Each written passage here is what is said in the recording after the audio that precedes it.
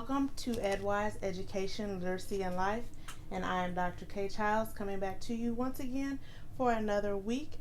I am coming to you to talk to you all today about my summertime series, Classrooms Are Built in the Summer.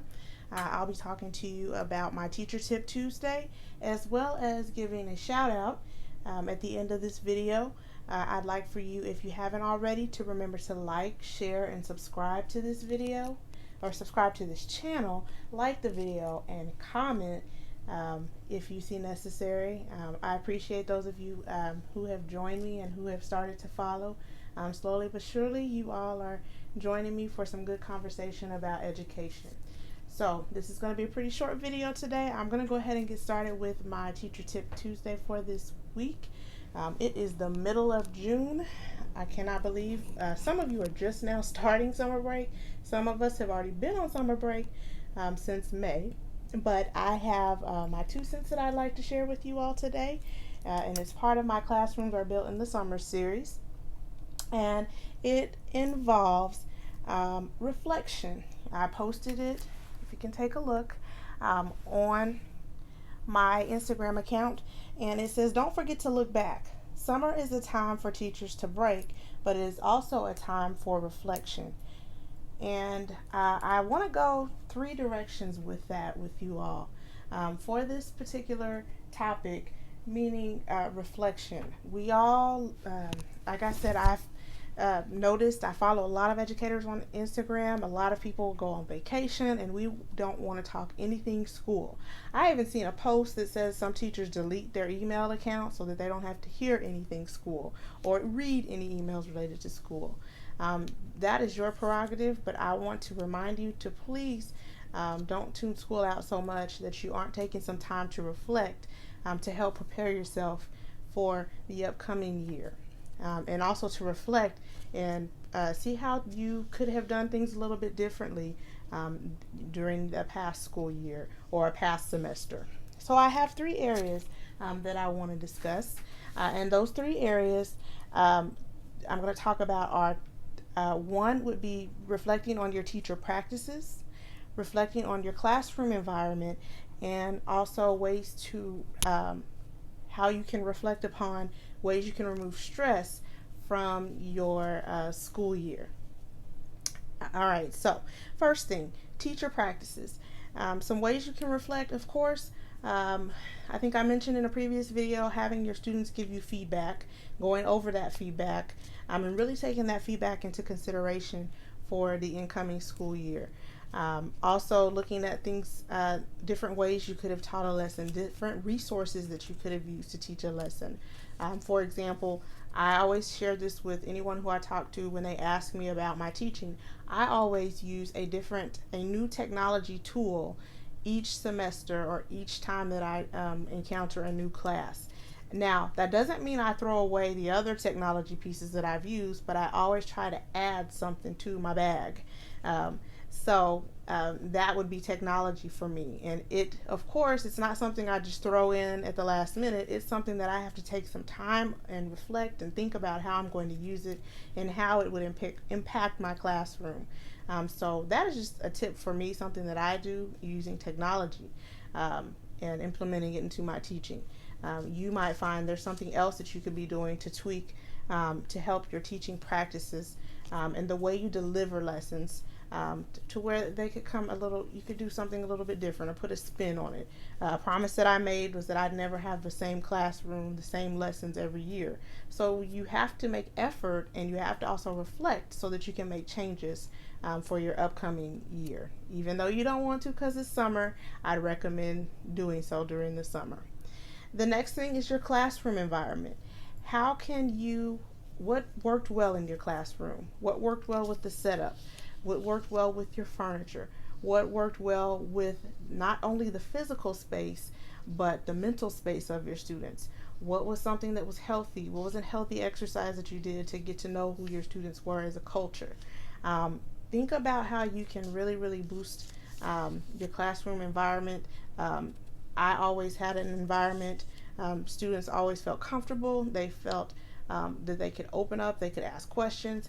But it wasn't just because it was me. There were certain things that I would do and implement in my class and think about during the summer so that my students would feel comfortable, and so that I would have a positive learning environment, a positive classroom environment.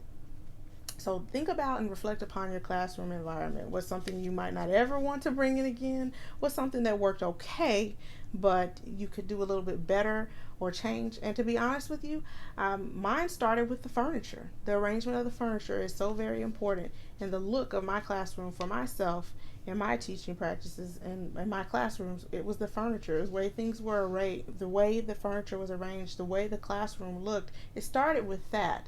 But you can have all of that and still not have a positive classroom environment. So not only do you focus on the classroom environment, but focus on the environment and the culture of your students. How are you going to get to know your students? How are you going to implement their likes, their interests into your teaching?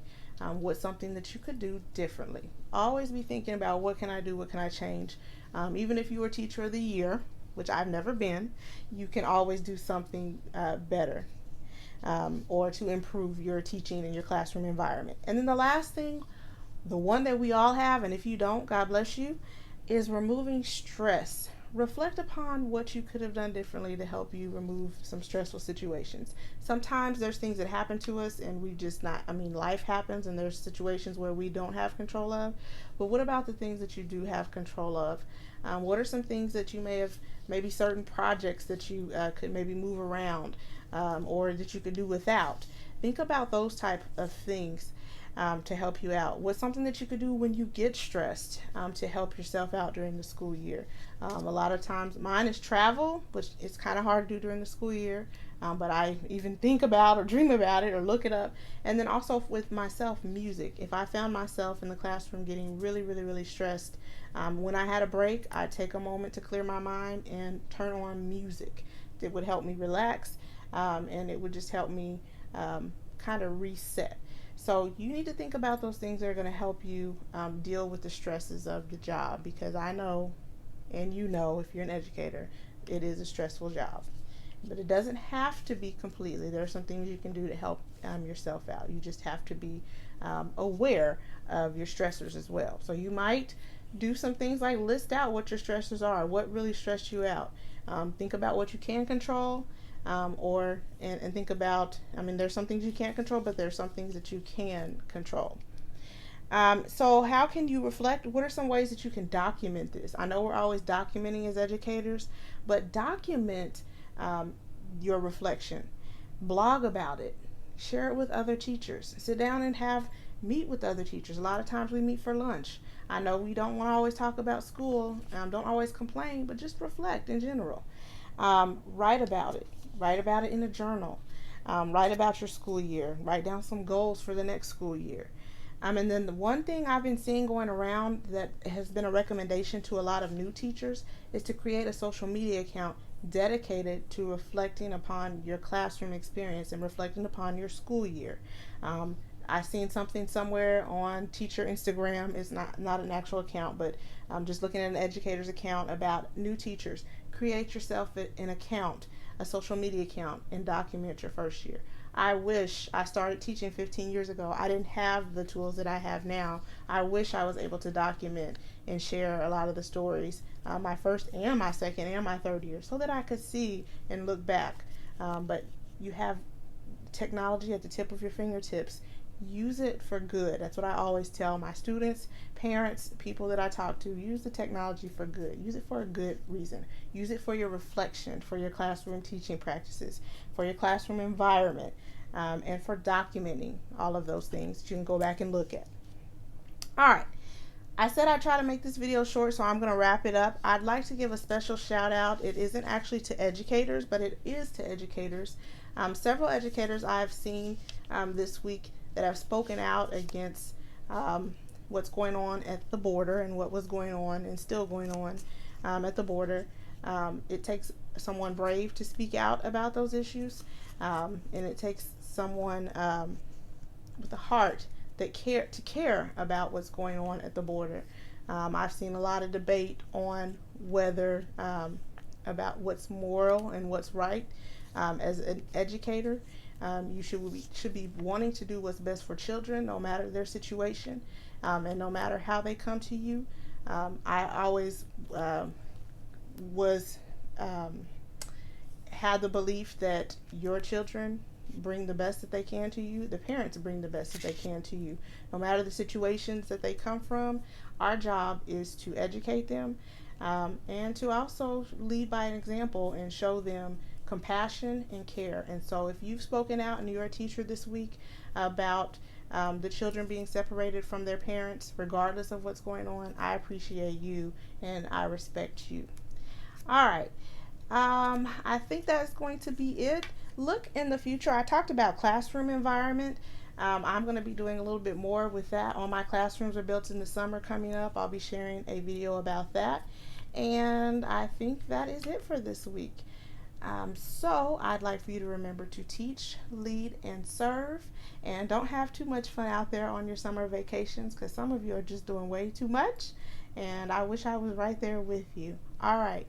And also remember to like, share, and subscribe to my channel, and to leave me some comments of anything that you would like to hear me speak about, or any other questions that you might have. All right, have a good weekend, and I will see you in the next video. Bye-bye.